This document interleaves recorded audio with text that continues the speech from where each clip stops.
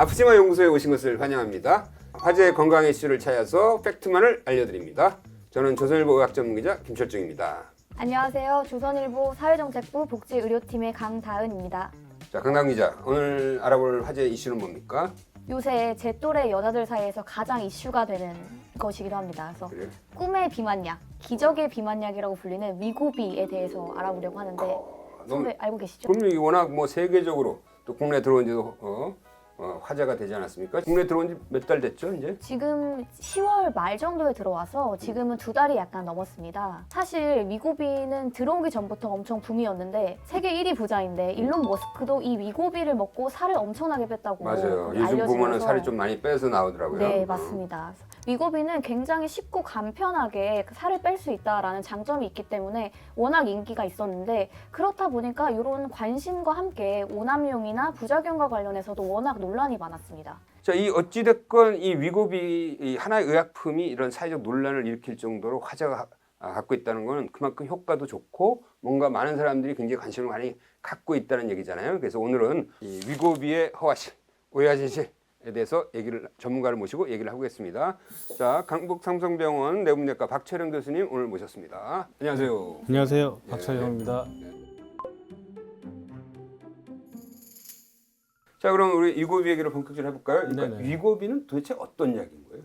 성분명은 이제 세마글루타이드라고 하는 성분을 가지고 있고 이것의 이제 어떤 계열은 GLP-1 이제 유사체라고 얘기를 하는데 GLP-1의 가장 우리가 먼저 알려진 그 역할은 이제 혈당을 떨어뜨리는 역할입니다. 아, 혈당을. 그렇죠. 우리가 이제 밥을 먹으면 우리가 이제 췌장에서 준비한 인슐린도 나오는데 GLP-1의 자극에 의해서 인슐린이 더 많이 나오는 거죠. 그래서 식혈당을 이렇게 끄집어 내려주는 역할을 굉장히 좋은 역할을 해주는 굉장히 거예요. 중요한 역할을 하는 거죠.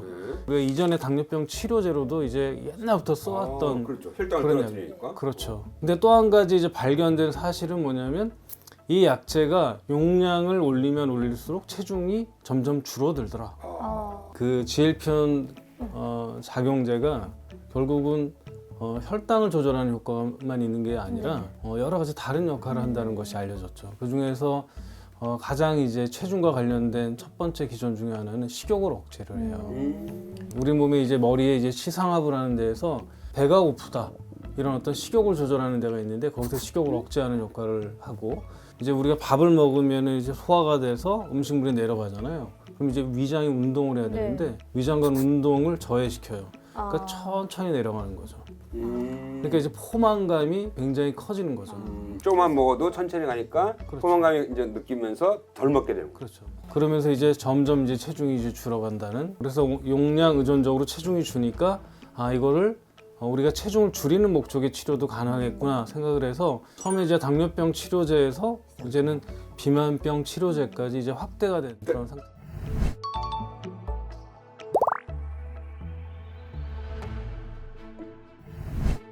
보통 처방을 하면은 몇 회 거를 처방해 주나요? 이 지금 위고비의 어떤 사용 방법은 이게 조금 복잡해요. 왜냐하면 이게 용량이 5가지 용량이 있습니다. 네. 그러면 환자 상태에 따라서 용량을 다 다른 주사를 처방하는 거예요. 그래서 이제 보통의 경우에는 이제 약제에 대한 부작용 모니터링 그리고 이제 효과 판정을 같이 이제 하게 되는 거죠. 저용량부터 이제 4주 간격으로 이렇게 점점 서서히 적응을 시키니까 전체 마지막 용량까지 가는 데는 16주가 걸려요. 점점 올려요, 그러면? 네, 그렇죠. 하루짜리 가는 약제는 하루만 고생하면 될 거 아니에요. 근데 얘는 일주일짜리 약제니까 일주일 고생해야 되는 거 아니에요.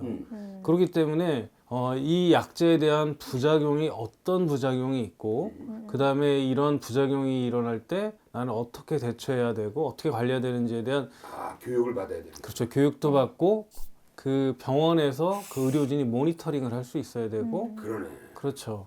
위고비를 이제 처방받으면은 그 환자가 집에 갖고 가서 그걸 이제 자기가 이렇게 자가주사. 피하 지방이나 자가용. 예, 인슐린처럼. 인슐린처럼. 예. 우리가 이제 인슐린 주사는 이제 피하 주사를 하니까 피하 지방이 가장 많은 곳이 이제 복부, 허벅지, 상완근 이런 데 이제 피하 주사. 아무데나 가도 상관없어요. 상관없습니다. 피하만 들어가면 되는 거예요. 그렇죠. 그렇다면 그 현재 투여 대상 그러니까 인디케이션? 네. 이는 어떻게 돼요? 그 적응증은 이제 체질량 지수를 기준으로 하고 있습니다.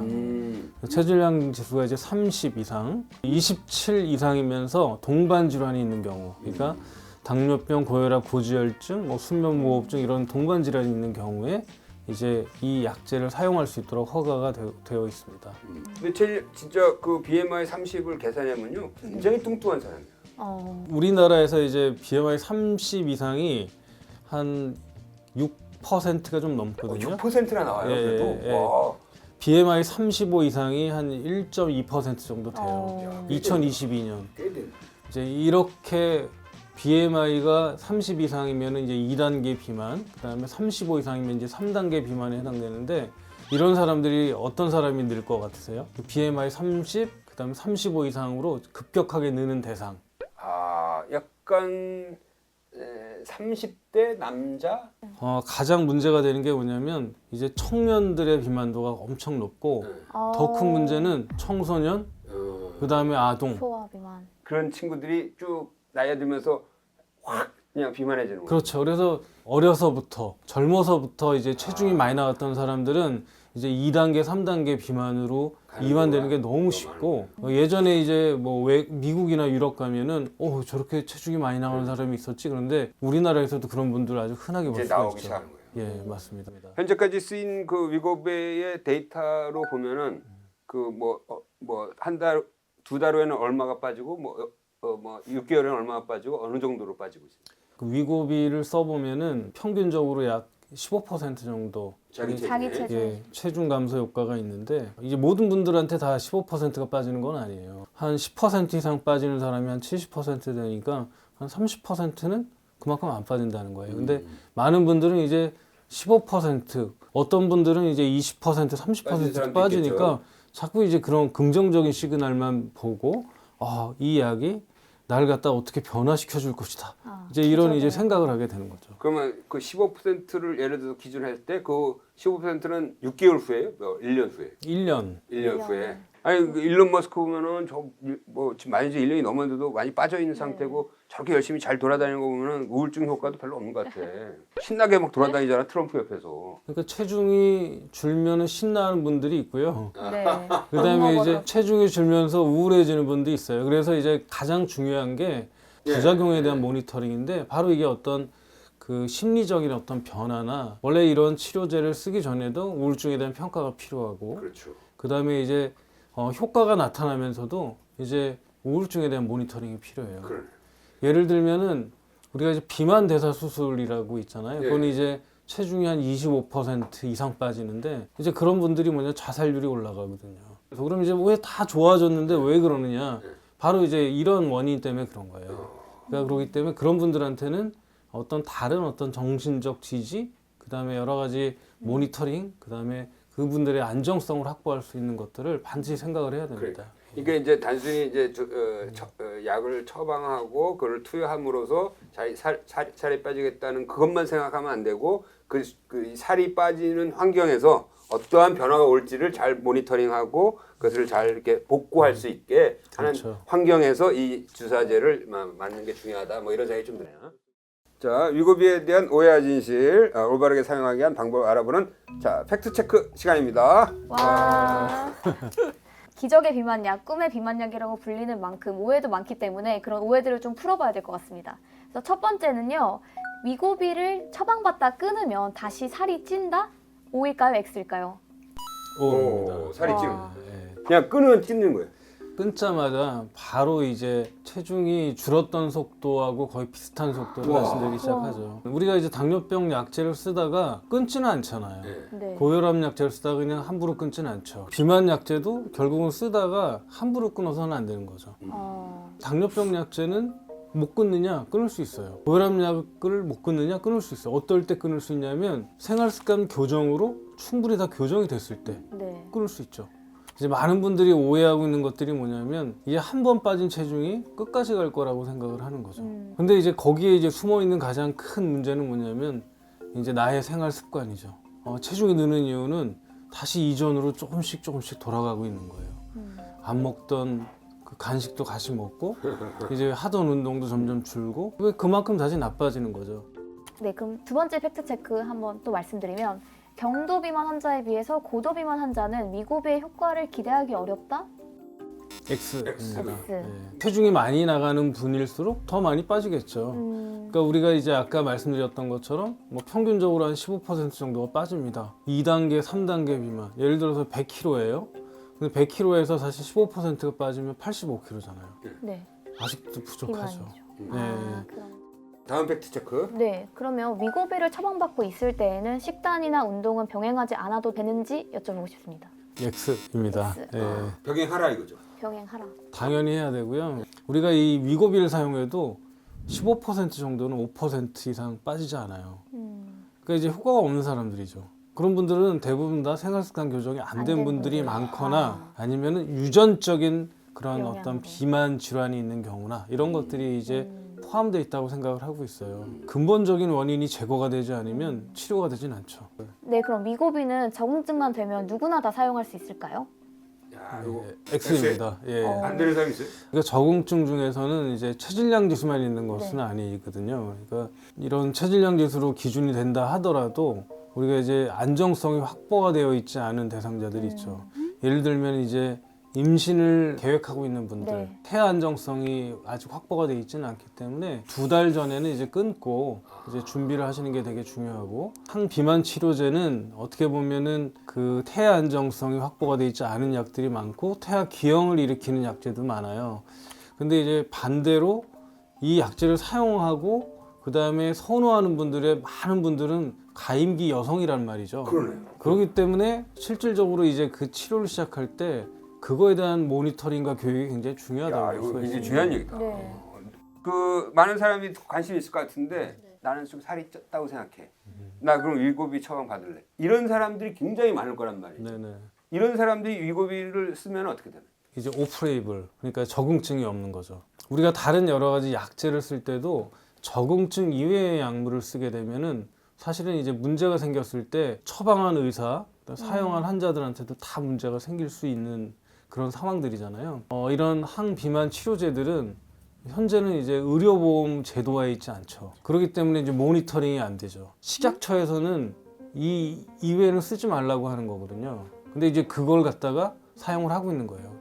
그렇기 때문에 이제 제가 말씀드리고 싶은 것 중에 하나 문제는 다음 단계에 국내 기준에 맞는 적응증 확대하는 임상 연구도 해서 그분들이 안전하게 쓸 수 있는 어떤 기준을 마련하는 게 굉장히 중요하다고 볼 수가 있어요. 그래서 어떻게 보면은 25 이상의 어떤 임상 연구가 한국인들을 위해서 필요한 거죠. 네. 실제로는 BMI 27이 안 돼도 대리 처방이라거나 아니면 비대면 진료 같은 데로 처방을 받는 경우가 많다고 들었는데 비대면 진료 때문에 더 문제가 많이 되고 있다고 들었어요. 실제로 이제 의정 갈등 상태 때문에 이제 의료진들이 상당히 이제 부족하기 때문에 이제 정부에서는 이제 비대면 진료를 열었는데 비대면 진료의 가장 큰 문제는 그런 이제 처방하는 분들의 어떤 충분한 어떤 그 숙련도를 갖다가 보장하기가 어렵고 환자분들의 어떤 요구에 의해서 그냥 쉽게 처방이 되니까 그 문제점들이 굉장히 크게 발생을 하는 거죠. 예를 들면은 처음부터 이제 저용량부터 서서히 올라가야 되는데 나는 그냥 그 가장 센 걸로 맞고 싶어. 그럼 이제 고용량으로 맞으면 바로 응급실이죠. 이제 그런 상황들이 막 그 발생을 하는 거예요. 그런 것들이 이제 굉장히 일주일이 가는 굉장히 강력한 약이기 때문에 그냥 하루에 끝나지 않겠죠.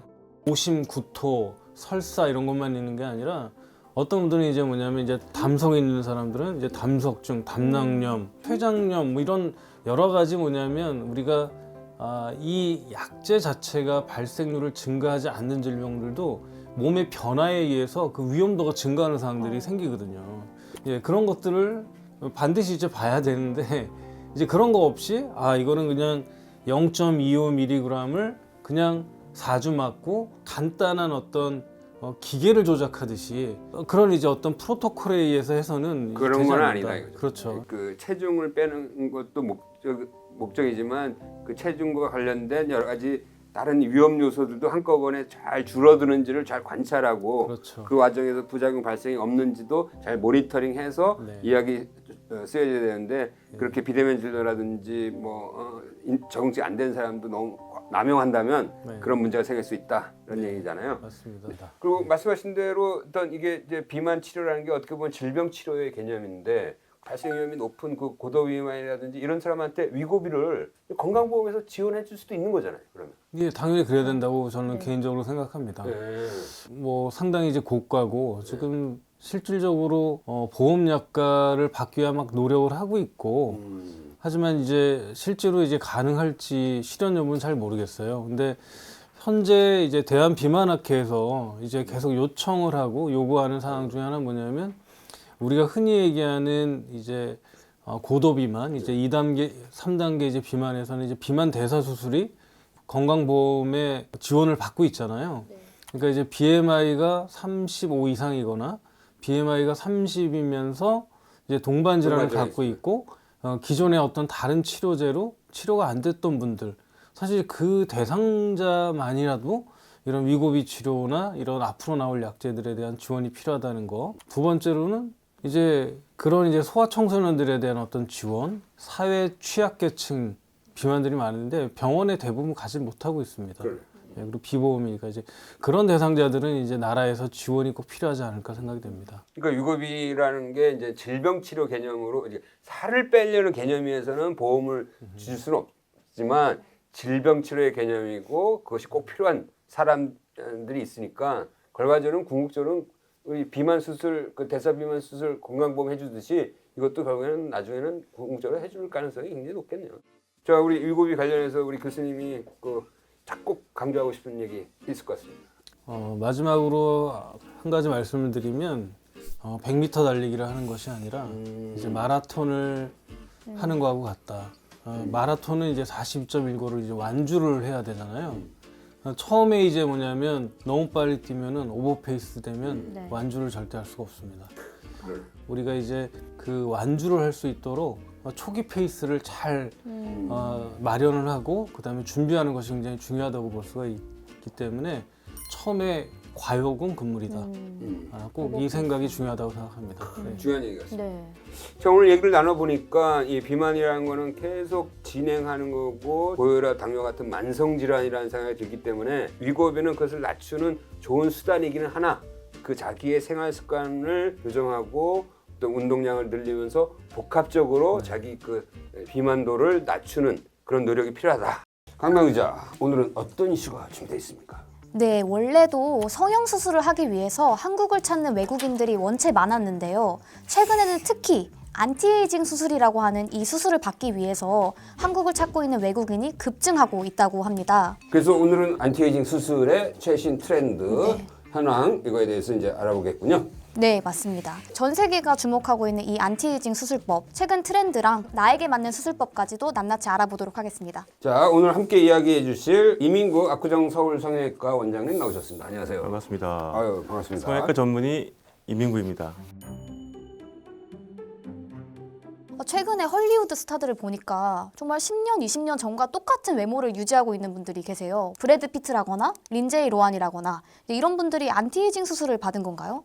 이게 갑자기 주름이 확 변한다는 거는 그 주름 관리는 안 되고 주름 수술을 했기 때문에 이렇게 젊어진 거고 80세가 된 미국의 유명한 가수 샤오란 가수가 있는데 2년마다 리프팅을 해서 한 번도 주름이 처진 모습이 이미지에 남아있지 않거든요. 한번 확인해 보시면 그러니까 이게 맞습니다. 처지기 전에 올리고, 처지기 전에 올리고, 처지를 네. 계속 2년마다 주기적으로. 근데 이제 이런 그 안티에이징 수술을 받기 위해서 외국에서 한국을 찾는다는데 어느 정도 됩니까?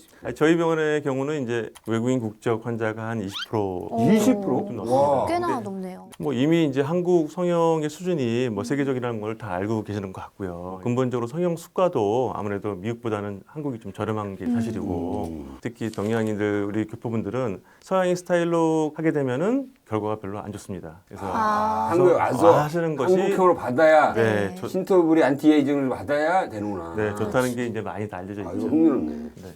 네, 그럼 본격적으로 안티에이징 수술, 주름 수술이라고 불리는 건 어떤 건지 알아보고 싶은데요. 흔히 이제 미용 성형하면 이제 20대들이 하는 눈이 뭐 쌍꺼풀로 해서 눈이 커 보이고 뭐 코를 높이고 얼굴을 작게 하는 그런 이뻐지는 성형이 아니고 안티에이징 주름 성형은 저희가 이제 뭐 팔자주름이나 뭐 볼처짐, 목주름, 또 뭐 눈밑주름, 눈꺼풀 처짐을 개선해서 나의 최소한 5년 내지는 10년 이상 나의 젊은 모습으로 되돌아가는 그런 수술이다. 그러니까 이뻐지는 게 아니라 나의 젊을 때로 되돌아가는 수술이다라고 생각하시면 될 것 같습니다. 중력과의 싸움이죠. 이 살이라는 게. 그쵸. 맞습니다. 네. 계속 살도 처지는 거죠, 그러니까. 뭐 얼굴뿐만 아니라 우리가 중력에 의해서 가슴이나 엉덩이도 처지듯이 네. 결국 중력에 의해서 이제 50년 동안 계속 중력을 받으면 이제 맞습니다. 처지게 되는 거죠. 눈꺼풀이 내려와서 네. 올리는 수술 있잖아요. 시야를 방해해서. 네네네. 올리는. 그것도 이제 안티에이징 수술에 속하. 그럼요. 그러면 저 눈밑 올리는 눈썹 올리는 거는 약간 시야를 넓히는 그 의학적 기능도 역할을 하는 거네요. 일단 눈꺼풀 위가 처져서 내려온 거는 어떤 미용적으로 뭐 선택이라보다는 필수라고 볼 수 있습니다. 눈꺼풀 위가 처져 내려오면 아무래도 시야를 가리게 되고 그래서 네. 이마를 찡그리면서 억지로 올리게 되고 네. 그러면서 이제 피부감이 생기고 이마 주름이 생깁니다. 그래서 심한 경우는 두통으로 진행될 때도 있고요. 이 처진 눈꺼풀이 눈썹을 눌러서 눈썹이 눈을 찌르고 눈물이 나와서 이제 눈꼬리가 헐고 또 빨개지고 따끔거리는 안질환이 생깁니다. 그래서 눈꺼풀 처짐이야말로 어떻게 보면 미용 성형이라기보다는 기능적으로 꼭 해야만 되는 성형이라고 생각할 수 있습니다. 그 이게 이제 전반적으로 일반적인 생각하는 이제 미용 수술하고 안티에이징 수술은 완전히 개념 자체가 다른 건데 네. 구체적으로 어떤 게 이제 얼굴에서 이루어지는 또 어떤 게 있어요? 일단 뭐 우리 크게 주름 성형은 눈꺼풀 처지는 눈 위에 주름이 있고요. 그다음에 눈 밑에 다크서클이나 눈밑 주름이 있고, 이제 얼굴 쪽에 있는 볼 처짐, 팔자주름, 또 입가주름, 목 쪽에 있는 목주름 이렇게 나뉘어서 크게 눈 위, 눈 아래, 아래로. 얼굴, 목 이렇게 나눠서 이제 수술을 하고 있습니다. 크게는 눈을 기준으로 눈 위와 눈 아래로 수술이 나뉜다고 말씀해 주신 것 네. 같은데 각각의 수술 방법은 좀 어떻게 되는지. 일단 눈꺼풀이 처져서 이제 우리가 수술하는 경우는 직접적으로 눈꺼풀 피부를 잘라서 쌍꺼풀을 만드는 안검 성형 수술이 있고요. 또 쌍꺼풀을 원치 않을 때에는 눈썹 밑으로 피부를 절제해서 처진 눈꺼풀을 올리는 눈썹 거상술. 우리가 이제 뭐 이마 주름도 있고 미간 주름도 있고 하는 경우는 이마 전체를 내시경으로 해서 이마 전체를 리프팅하는 이제 이마 고상술 이렇게 세 가지로 나뉘고 있습니다. 그 눈밑 주름은 이제 결국 피부 탄력이 좀 남아 있는 경우는 눈 안쪽의 결막을 통해서 지방을 빼거나 재배치해서 이제 눈밑 주름을 해결하는 경우도 있고요. 지방이 튀어나와 있으면 지방을 제거하는 거고 눈물꼬랑이 꺼져 있으면은 우리가 이제 앞치마 내리듯이 그 지방을 꺼진 부위로 이렇게 메꿔줘서 고정하는 거를 이제 재배치라고 하고 있습니다. 그리고 이제 50대가 넘으면 이제 피부 처짐이 있기 때문에 눈썹 밑으로 절개를 해서 지방을 빼고 재배치하고 나서 늘어진 피부와 근육을 리프팅을 하고 또 그 남아있는 피부를 좀 절제를 해서 고정을 하는 하안검 성형술을 하고 있습니다. 전체적으로 이제 미장 공사를 열심히 이제 네. 다 이것저것 동원해서 하는 거네요. 네. 그래서 이제 뭐 쌍꺼풀을 원하느냐, 쌍꺼풀을 원치 않느냐, 또 피부 처짐의 정도에 따라서 방법들이 다양하기 때문에 뭐 충분히 상의해서 환자하고 결정할 수 있을 것 같습니다. 그러면 이게 수술이라는 게 이제 수술하고 나서 2, 3일이면 바로 이제 효과를 본인이 느낄 수 있는 거잖아요. 수술하자마자 바로 할 수 있죠. 알죠? 네. 약간 부어 있긴 하지만 부어서 더 효과가 좋게 보일 수도 보인다. 있죠. 그럴 수 있겠네. 네. 근데 눈 말고도 최근에는 안면 거상술도 이제 중년층에서 되게 인기가 있다고 들었는데 이건 네. 어떤 수술인가요? 얼굴에 있는 팔자주름이라든지 뭐 입가주름, 볼처짐, 목에 있는 목처짐을 이제 해결하기 위해서 귀 앞쪽으로 해서 피부 절개를 하고 네. 피부와 근육을 분리해서 근육 당기고 피부 당기고 이래서 이제 중력 반대 방향으로 고정을 하죠. 그러고 나면 이제 남는 피부와 근육이 있으니까 그걸 또 절제해내고 또 곱게 꼬매서 이제 표시 안 나게 하는 것이 이제 안면 거상술입니다. 아니 그러면 이게 진짜 해박을 잘 알아야겠네. 그렇죠. 아무래도 얼굴에는 뭐 중요한 혈관, 신경도 많고 또 침샘도 있고 하니까 쟤는 흉터는 어떻게 숨겨요?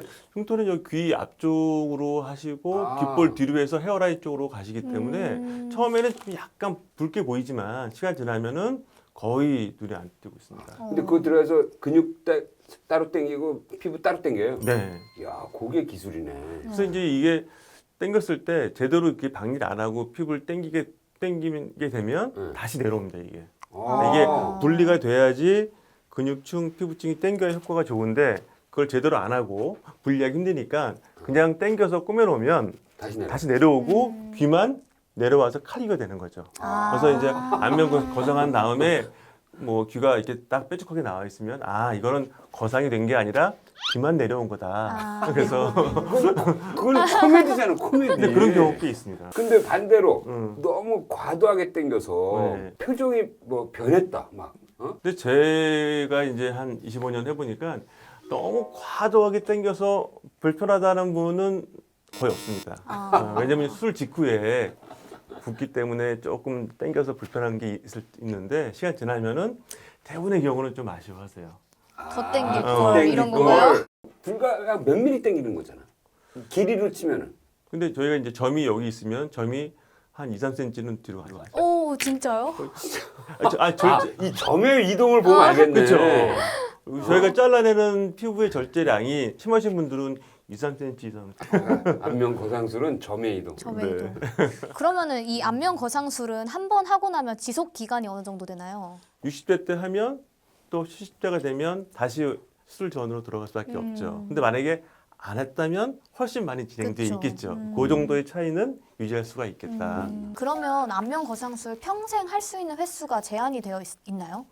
뭐 그렇지는 않습니다. 보통 이제 한 10년이 지나서 다시 원래로 돌아오면 제 환자 중에 한 번이나 두 번 더 하시는 분들 많아요. 저한테는 4번까지 한 분들 계세요. 아, 네 번. 그분은 5년 받아 오시는데 제가 왔을 때 좀 더 있다 오셔라 해도 본인이 못 참는 거죠. 근데 이제 이게 수술을 하더라도 아무래도 재수술은 유착이 되고 또 출혈이 그렇죠. 될 수 있기 때문에 쉽진 않고 시간도 많이 걸리고 그래서 이제 처음에 할 때 제대로 해야지 그렇지 않으면은 그쵸. 이제 여러 번 하게 되면 위험성이 증가한다 이렇게 생각합니다. 노화라는 것도 이제 사람마다 그 속도 차이가 있을 거 아니에요? 네네. 그래서 어떤 사람은 좀 피부나 이런 처짐이 빨리 오고 어떤 사람은 좀 천천히 오고 그 차이가 있을까요? 그 타고나는 그게 있습니다. 아, 그래요? 네, 일단 제일 중요한 건 피부의 두께입니다. 어. 그러니까 그 서양인들은 피부가 얇아서 처짐이 많이 오듯이 피부가 두꺼운 경우는 철이겠지만 탄력이나 이런 것들은 잔주름은 더 생기고요. 일반인들이 얼굴보다 목주름이 많이 생기는 이유는 목 피부가 얇아서. 얇아서. 그러니까 얼굴이 두꺼워야 덜 천천히 늙고 맞습니다. 천면피가 돼요. 그리고 또 하나는 이제 눈 같은 경우는 뭐 눈이 튀어나오거나 옴팡근처럼 눈이 꺼지면 더 처짐이 덜하죠. 처짐이 덜. 그러니까 내려올 게 앞으로 가거나 뒤로 가니까 처짐이 덜하고 또 눈이 튀어나오면 눈밑지방은 또 빨리 나오고 또 얼굴이 이제 뭐 광대뼈가 튀어나오고 또 사각턱이 있거나 주걱턱이 있으면은 아무래도 처짐이 덜하겠죠. 꽃중년, 신중년이라는 말이 있듯이 이 과거 20대, 30대 전임을 여겨졌던 이런 성형수술이 이제는 60대, 70대, 80대로 이제 안티에이징 성형으로 확산이 되고 있잖아요. 그럼 그 차원에서 우리 안티에이징 수술 팩트 체크 한번 해보시죠. 첫 번째 팩트 체크입니다. 하안검 수술은 많이 절개할수록 효과가 크다? 중간으로 하겠습니다. 아, 당연히 이제 피부를 많이 절제하면 효과는 클 수가 있는데 과도하게 되면 안검 외반증이라고 눈꺼풀이 뒤집어져가지고 이제 문제되네. 네, 세수할 때 비린물 들어가고요. 또 충혈되고 건조해지고 합병증이 생길 확률이 높습니다. 그거는 세월이 흘러도 더 심해지는 거잖아요. 근데 이제 피부가 늘어나면 좀 좋을 수가 있는데 그렇죠. 좋아질 수 있는데 가장 이제 그 수술 하안검 성형할 때 주의해야 될 합병증입니다. 그래서 네. 제가 보기엔 너무 과도하게 하지 말고 100%를 해야 될 거면 95%만 하는 것이 좋다고 생각합니다. 아, 근데 인생을 그렇게 살아야 돼 원래. 100%를 할 거면 90%를 그래서 생각하고. 모든 성형외과 의사가 한 번쯤은 다 이렇게 그런 과정을 겪죠. 그러니까 성형외과 의사들 입장에서도 그 좀 욕심이 낼 거 아니야. 하면서 뭔가 그쵸? 잘하려고. 하면서 많이 자르다 보면 언젠가는 한번 그러니까. 그런 고생을 통해서 아 요거 한 번 더 좋을 것 같다. 네, 맞습니다. 하다 보면 나중에 결과가 그런 일이 벌어져. 네. 네, 다음 팩트 체크입니다. 하안검, 상안검 수술 후에 재발할 가능성이 있다? 네, 맞습니다. 시간이 지나면 뭐 짧게는 5년, 10년 지나면 다시 원래대로 또 네. 주름이 생기니까 당연히 재발할 수 있는데 예를 들어서 너무 피부 절제를 조금 해서 붓기 있을 때는 주름이 펴진 것 같지만 붓기 빠지는 순간 바로 또 다시. 주름이 재발하는 경우도 네. 있기 때문에 또 너무 많이 절제해도 문제지만 또 너무 적게 피부를 절제하거나 지방을 제거해도 금방 재발한다라고 생각할 수 있습니다. 설명해야 되네. 아주. 경험이라고. 경- 많은 노하우가 경험과 필요할 것 그 같습니다. 약간의 그 노하우와 이 감각 맞습니다. 그런 게 좀 예, 있어요. 예. 네. 다음은요. 사실 고혈압이나 당뇨병 같은 기저질환이 있는 환자들도 안티에이징 수술을 받고 싶을 수도 있는데 이런 기저질환이 있어서 약을 복용하는 환자들은 수술이 어렵다? 아닙니다. 아. 주름 성형은 주로 젊어야 50대고 보통 그쵸. 60대, 70대 이후기 때문에 뭐 당뇨나 고혈압은 거의 기본이라고 볼 수가 아. 있고요. 뭐 저희 경우는 뭐 그 심박동기를 갖고 계신 분도 있었고 뭐 심장 스텐트 박으신 분도 뭐 뇌혈관 질환, 그렇지 나이대가 있으니까. 네, 뭐 항암 네. 치료하신 분도 계시고 휠체어 타고 오신 분도 계십니다. 진짜요? 어느 회장님은 휠체어 타고 오신 분도 계시거든요. 그 심근경색증을 앓았거나 뭐 이런 분들에게 아스피린 먹거나 네. 이렇게 항혈전제 있잖아요. 네, 네. 그거 먹으면 이제 피가 잘 이렇게 굳지 않아서 네, 수술하고 맞습니다. 치료 우려가 있잖아요. 네. 이분들은 어떻게 해요? 보통 한 일주일 정도 약을 끊고? 최소한 약을 끊고 수술하게 되어 있습니다. 일주일 정도 끊는 거는 크게 문제는 안 돼요. 네네. 결국 이제 이런 기저질환이 있는 거를 면밀히 또 검토하고 체크하고 또 드시는 약도 하나하나 다 검토해서 이제 수술에 문제 없이 준비한다면 전혀 문제가 없다 이렇게 생각합니다. 마지막 팩트 체크. 네, 마지막 팩트 체크입니다. 연령대가 높을수록 수술 후 회복이 더디다? 아닙니다. 아니에요. 뭐 나이 드신 분들이 와서 이제 뭐 나이 드시면은 뭐 그 피부 봉합한 데가 늦게 회복되고 뭐 수술이 늦게 되고 하시는데 나이에 따라서 수술 회복 속도가 늦지는 않습니다. 그래서 전혀 걱정할 필요 없으시고요. 저희 입장에서는 나이 드셔서 많이 쳐지면 효과는 더 드라마틱하다라고 생각합니다. 자, 우리가 이런 안티에이징 수술을 얘기를 하는데 뭐 무조건 하라고 권장하는 건 아니고 네. 여러 가지 그 요즘의 트렌드가 그렇다는 거죠. 네. 당연히 이제 신중하게 결정해야 되는데 성형외과 의사 입장에서 수술을 결정하기 전까지 어떤 거를 한번 고민해 보시라. 요즘 이제 특히 이제 그 어르신들이 네. 유튜브 보고 공부를 열심히 하고 오세요. 수술 방법이 뭐 수술법까지 정해서 오는구나. 아니 뭐 인대를 끊니 안 끊느니 뭐 스마스를 어디까지 하느니 스마스란 말로 알아요? 그걸 알고 오세요. 목근육하고 이어지는 근육 이름을 스마스로 하는데 하여튼 그 어르신들이 그걸 다 알고 오세요. 그래서 뭐 유튜브로 공부를 열심히 하고 오시는데 저는 이제 그 수술 방법에 대한 디테일한 것보다는 내 얼굴에 맞는 수술법이 뭔지 또 수술 효과가 얼마나 좋을지 안 좋을지 네. 한계가 어디까지 있을지 또 이런 것들을 좀 의사하고 만나서 상담하셔가지고 또 위험성이나 합병증도 충분히 좀 생각을 하시고 특히 이제 그 안면거상을 비롯한 그 주름 수술은 나이 드신 분들이 하는 거니까 이 마취도 중요하거든요. 그렇지. 보통 우리가 전신 마취 할 거 아니에요. 전신 마취를 네. 주로 하는데 전신 마취를 하게 되면 뭐 이렇게 가르디 뱉어야 되고 좀 회복이 늦기 때문에 수면 마취와 부분 마취를 하거든요. 대신 이제 전문적인 마취 교사가 필요하죠. 수술 후에 또 우리가 하고 나면 전체라니까 두통도 있을 수도 있고 뭐 오심 구토도 있을 수 있고 출혈도 있으니까 최소한 하루 정도는 좀 입원을 해서 안정을 하시고 귀가하시는 게 낫기 때문에 입원 시설이 있는지 뭐 아까처럼 뭐 그런 또 수술 후에 애프터케어 뭐 관리라든지 이런 것들을 좀 꼼꼼히 보시는 것이 중요하지 않을까 생각합니다. 그 성형외과마다도 좀 수술 방법이 다 다른가요? 그러니까 아무래도 이제 수술 자체가 이제 그 사람의 얼굴에 따라서 어느 것이 제일 적합할지에 대해서는 의사의 판단이기 때문에 네. 아까처럼 눈꺼풀도 상안검을 권할 수도 있고 또 이마거상을 권할 수도 있고 그건 눈 모양에 따라 이제 의사들이 판단하는 거기 때문에 그런 것들을 많이 좀 비교해 보시고 하시는 것이 제일 좋을 것 좋다. 같습니다. 또 최근엔 또 그 인터넷으로 뭐 이렇게 막 저가로 막 이렇게 막 이벤트 광고 많이 하시거든요. 근데 그런 데는 가시면 이제 아무래도 제대로 수술을 못하는 경우도 많고 또 주변에 또 누가 했는데 잘 됐다 이렇게 막 소개를 하시는데 근거 없는 뭐 소개 이런 것들도 저는 좀 지양하시면 좋지 않을까 생각합니다. 아까 제일 중요한 얘기는 의사를 만나라 그죠. 그렇죠. 좀 뭐 힘들더라도 좀 오셔가지고 나를 그 성형을 의사하고 충분히 상담하시는 것이 제일 중요하겠죠. 그래. 자, 오늘 그 외국에서 찾는 한국의 안티에이징 수술에 대해서 다양한 얘기를 들어봤는데요. 이 마지막으로 이 10년 전으로 돌아가시고 싶은 그 많은 사람들한테 뭔가 생활의 원칙 이런 것들을 한번 좀 마지막으로 말씀해 주시죠. 주름 수술은 필수가 아니라 선택입니다. 그러니까 제가 보기에는 수술 효과보다는 원하시는 편안한 얼굴의 인상이 중요한 것 같고 항상 웃으면 이 근육이 중력 반대로 올라가거든요.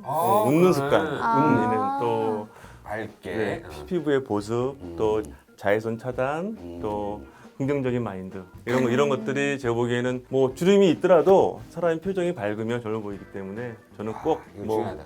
수술보다는 그런 생활 습관을 유지하는 것이 중요하다고 봅니다. 오늘 이야기해볼 주제는 뭐죠? 네, 오늘은 이 주제에 관심 없는 분 아마 없을 겁니다. 바로 다이어트입니다.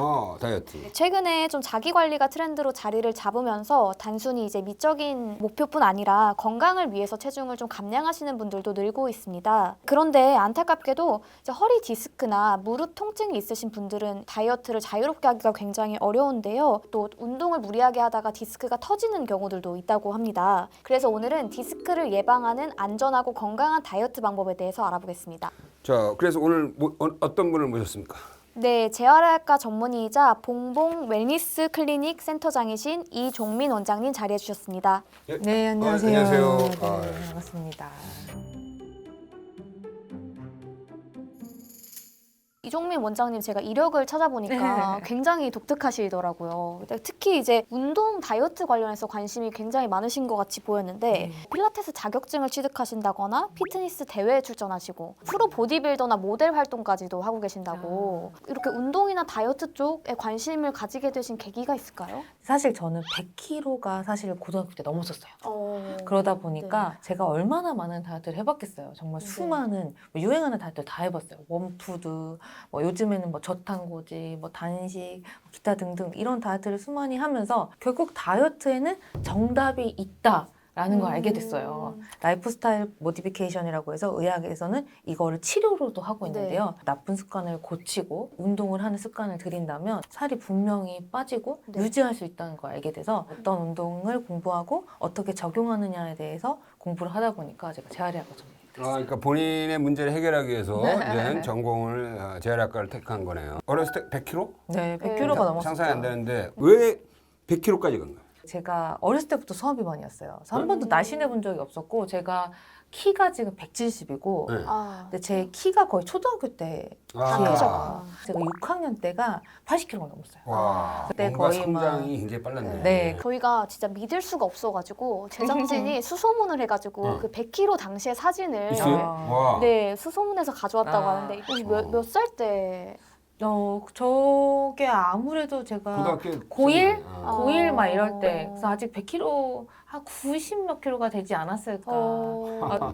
자, 네. 그러면 계속 100kg까지 갔잖아요. 네. 그다음부터 내가 이건 도저히 안 되겠다. 좀 빼야겠다. 음. 라고 그 결심한 시점이 언제? 그게 한 재수학원 다니면서요. 사람들이 수군대는 거예요. 정말 나쁜 의미로.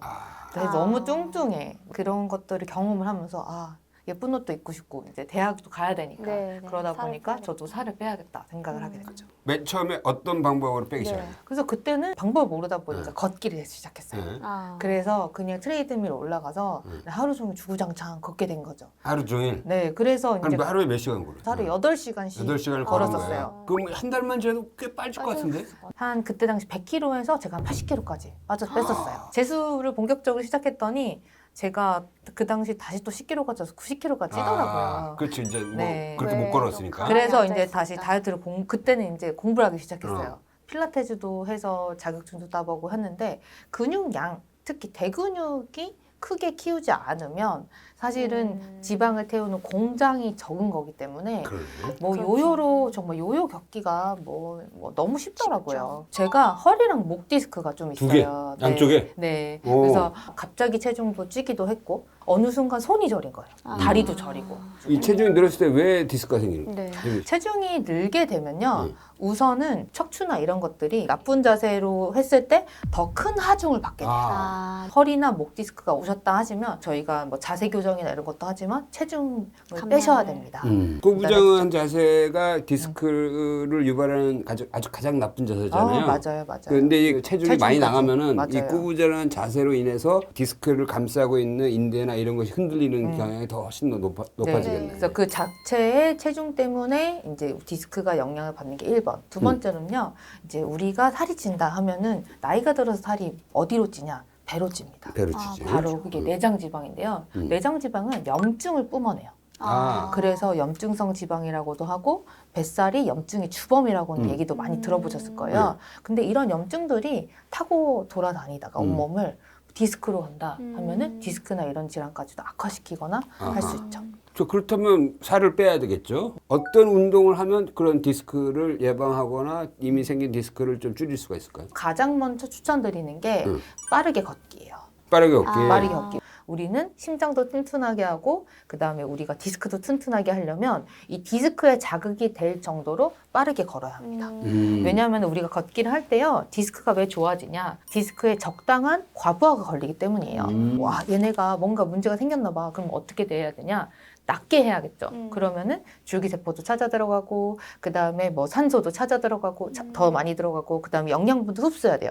근데 우리가 이 디스크, 허리 디스크라고 하는 거는요, 약간 쿠션 방석 같은 거라 생각을 하시면 돼요. 그래서 위아래로 이렇게 움직여야 그 네. 주변으로 스펀지처럼 아. 영양분이나 산소가 더 많이 빨아들이게 돼요. 그렇지, 맞아요. 그래서 적당히 그냥 뭐 이런 뭐 술술이 이렇게 산책하는 것도 좋지만 코어나 이런 데 힘을 줘서 빠르게 걸어야 그 주변에 산소나 영양분도 찾아서 스펀지처럼 쫙쫙 흡수가 되고 무릎 연골 같은 경우도 재생이 되고 주변에서 이제 어느 정도 강도로 걸어야 되냐 말씀을 드리면 옆에서 말을 걸었을 때 뭐 밥 먹을래? 이렇게 네. 친구한테 물어봤을 때 아, 나 청국장 이런 식으로 좀 단어가 끊어지면 그거는 중강도 좀 빠르게 걷기예요. 하지만 자연스럽게 네, 대화가 된다. 그럼 저강도 운동. 그건 천천히 걷기. 네, 네. 천천히 걷기죠. 그러면 이게 걷기 얘기해 주셨는데 평소에도 운동 안 하시는 분이 갑자기 그렇게 빠르게 걷는다거나 디스크가 도리어 더 심해질 수도 있을 것 같은데. 네, 맞아요. 강도나 종류가 중요합니다. 그래서 뭐 계단 걷기를 해라, 뭐 뛰어라, 등산을 해야 살이 빠지고 뭐 디스크에 좋다 하시는데요. 그거는 다 개인차가 좀 있어요. 그래서 저는 질환별, 디스크가 어디가 아프냐에 따라서 이제 추천하는 유산소 운동이나 오, 근력 네. 운동이 달라집니다. 허리 디스크가 문제가 생겼다. 허리가 아프지 않은 범위에서의 빠르게 걷기를 추천하는 게 1번이고요. 무릎 디스크다. 그 무릎의 부하가 너무 높으면 안 되잖아요. 이때는 가장 먼저 추천하는 게 실내 자전거. 중력의 부담을 줄여주는 거죠. 네, 그래서 앉아서 앉아서. 이제 무릎에 큰 부하를 걸지 않고 좀 이제 강도를 낮춰서 대근육 운동을 하는 거죠. 뭐냐면 허벅지. 허벅지 운동. 그래서 할 만한 근력 운동은 없을까요? 무릎 디스크를 예방하기 위해서는 허벅지 앞쪽 근육, 대퇴사두근을 튼튼하게 해야 됩니다.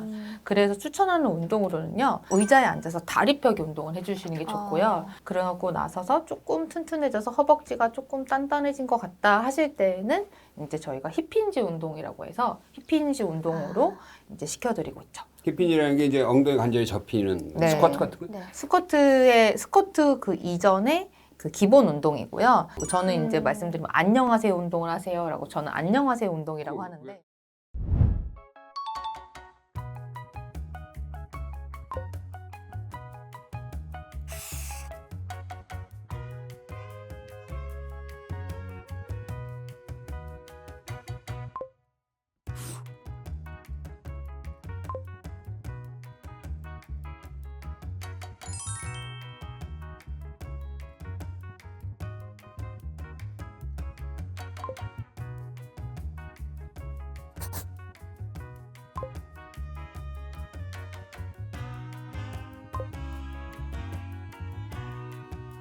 평소에 사실 운동을 안 하시는 분들이 이제 갑자기 운동을 하다가 또 부상을 입기 쉬울 것 네, 같은데 맞아요. 어떤 부상이 좀 가장 많나요? 탑3가 있는데요. 3위부터 알려드리면 목 부상이 많습니다. 아. 왜냐면요, 우리가 뭔가 무거운 걸 들고 뭔가를 하고 싶어요. 그러면 막 승모도 긴장되고 막 목을 구부리면서 뭔가 당기고 막 밀고 이러기 때문에 목을 장시간 구부리고 있고 승모 긴장을 높여서 목 디스크가 터져서 오시는 분들도 생각보다 많습니다. 그러니까 목을 내밀면 안 돼. 자기 척추에서 바깥으로 내밀면은 구부리면은 무리가 오는 거죠. 네, 그래서 우리가 제가 늘 말씀드린 게 웅크리는 동작은 피해 주시면 돼요. 웅크리는 우리가 거. 웅크리는 게 뭐냐?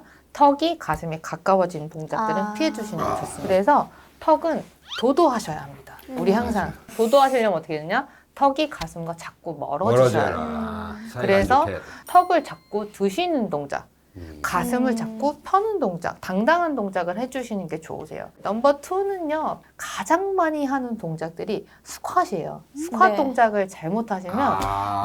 이 무릎이 안쪽으로 말리면서 무릎 손상이 오시고요. 아. 그래서 두 번째는 바로 무릎 손상이 많습니다. 그러니까 제대로 된 자세에서 해야 되는데 잘못된 자세, 무릎이 안쪽으로 들어가는 스쿼트를 무리하게 하다 보면은 네. 무릎 손상이 오는 거예요. 네, 그러기도 하시고 그다음에 뛰는 동작들도요. 허벅지 앞쪽이나 이런 거 튼튼하지가 않다 보면 안으로 무릎이 말리면서 무릎 손상들이 많이 오시죠. 대망의 1위는요. 허리입니다. 허리. 그래서 운동을 해야 돼. 그럼 뭔가 무거운 물건을 들어야 들었다. 운동이 된다고 생각을 하셔서 뭐 데드리프트를 잘못하시던지 네. 스쿼트 동작을 너무 깊숙이 앉아서 엉덩이가 휘면서 버딩크가 오시면서 디스크가 찢어져서 오시는 분들 이 허리가 동그랗게 말리면서 허리 맞습니다. 통증 유발하시는 분들 정말 많거든요. 맞아요. 이게 네. 약간 네. 그 스쿼트 자세가 잘못하면은 허리가 앞으로 이렇게 기울여지는 자세라서 되게 위험할 수도 있는 것 맞아요. 같아요. 그래서 뭐 이렇게 해서 연달아서 하나만 더 알려드리면 운동을 중단해야 되는 3가지가 있어요. 그게 바로 뭐냐면 운동을 하는 중에 아프다. 그 운동 안 하셔야 돼요. 두 번째는 끝나고 나서 아프다 하시면 그거 안 하시는 게 좋습니다. 하고 나서 뭔가 기분 높은 발끝의 저릿감 아니면 손끝의 저릿함, 목이 약간 불편하네? 그러면 그 운동 중단하시는 게 중단하고 좋습니다. 자세를 점검해야 되겠네요. 자세를 점검하거나 뭐 횟수를 낮추거나 강도를 낮추거나 네. 이런 식으로 조정을 하셔야 됩니다. 3번째는요 뭐냐면 다음날 아프다입니다. 이 디스크나 몸쪽에 안에 인대 염증은 바로 볼이 나는 게 아니고요. 저 속에 있기 때문에 이 염증이 퍼지는데 한 12시간에서 24시간의 딜레이가 있습니다. 그 다음날 12시간 정도 지난 후에 아프다. 그러면 그 전날 한 운동에 대한 것도 한번 평가를 해야 점검해 보시는 된다. 게 좋습니다. 중요한 얘기네요. 뭐 나도 그렇지만 이게 뭐 요즘 회사 생활 하다 보면 운동할 시간이 없잖아요. 네. 그러니까 많은 직장인들이 이제 뭐 운동할 시간이 부족할 텐데 일상에서 할 수 있는 좀 간단한 뭐 스트레칭이나 운동 같은 게 있어. 추천. 네, 있습니다. 우선은 제가 나비 운동이라고 하는데요. 나비 운동. 네, 우리가 나비 운동이라고 해서 만약에 이렇게 앉아서도 쉽게 해보면 양손을 뒤통수를 딱 댑니다. 그 상태에서 후 하면서 뒤로 쭉 고개도 젖히면서 가슴도 쫙 펴주세요. 그렇게 되고 다시 천천히 돌아옵니다. 근데 사실 맥켄지 운동이라고 해서요. 하늘 보고 쭉 하는 게 저도 목 디스크가 심해서 이렇게 젖히자마자 저는 목이 아프기 시작해요. 그래서 나비 운동은 이 목을 딱 잡아줄 수 있기 때문에 고개는 이게- 뒤로 가슴도 펴고 맥킨지의 안전한 버전이구나. 네. 불편하신 분들은요 간단하게 뭐 수건 같은 거를 짧게 얇게 잡고 하고 펴주시면 목도 보호가 되고 그 다음에 벌써 가슴도 막 펴지고 시원해진 것 같아. 네 그래서 나비 운동을 틈틈이 해주시면 라운드 숄더나 구분등도 해결이 되시고 그 다음에 꾸준히 해주시면 거북목도 해결이 되실 수 있습니다. 이게 가슴을 펴라고 그러면 자꾸 배를 내밀어. 맞습니다. 맞아요. 맞습니다. 배는 집어넣고 가슴을 이렇게 네. 하려면 이 나비 운동. 나비 운동을 해주시면 좋습니다. 오늘 디스크와 다이어트에 관해서 아주 많은 새로운 사실들을 알게 됐는데 혹시 끝으로 이제 원장님께서 꼭 당부하고 싶으신 게 있으면 어떤 게 있으실까요? 날씨도 따뜻해지고 네. 하다 보니까 마음이 급해지시는 환자분들 아. 정말 많습니다. 오늘 하루 뭔가 열심히 하다 보면 요 한 번으로 내가 좋아지겠지 사실은 없습니다. 좋은 습관을 들이는 게 가장 1번인데요. 중요한 얘기. 좋은 습관을 꾸준히 하셔야 된다를 꼭 기억하시고 실천해 주실 것을 추천해 드립니다. 네. 보니까 이게 다 인생도 그런 것 같아. 잘하는 것도 중요하지만 오래 잘하는 것가 맞습니다. 더 중요한 것 같아요. 맞아요. 네. 아주 좋은 말씀해 주신 이정무 원장님 오늘 감사합니다. 저희는 또 다음 시간에 뵙겠습니다. 자, 나비. 나비. 오, 시원하다. 네.